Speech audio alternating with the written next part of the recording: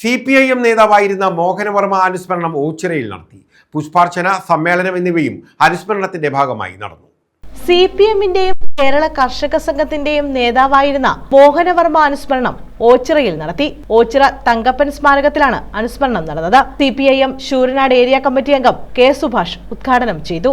അവർ ചെയ്ത നല്ല കാര്യത്തിന്റെ പിന്തുടർച്ചക്കാരായി അവർ ചെയ്ത ഈ സമൂഹത്തിന് നന്മയാർന്ന പ്രവർത്തനങ്ങളെ വീണ്ടും തിളക്കമായി ഈ സമൂഹത്തിലേക്ക് നമ്മൾ നടത്താൻ വേണ്ടി കൂടിയാണ് നമ്മൾ അനുസ്മരണ സമ്മേളനങ്ങൾ നടത്തുന്നത്. പ്രിയപ്പെട്ട സാറിന്റെ ഓർമ്മകൾ ഇനിയും കാലാന്തരത്തിൽ ഇത് ഇങ്ങനെ എല്ലാ മനുഷ്യർക്കും കിട്ടുന്നതല്ല. ഇങ്ങനെ ഒരാൾ മരണപ്പെട്ടാൽ അങ്ങനെ അനുസ്മരിക്കുന്നത് അങ്ങനെ എല്ലാവരും ലഭിക്കുന്നില്ല. ഒത്തിരി സമ്പത്തുള്ള ആളുകൾ ലഭിച്ചു.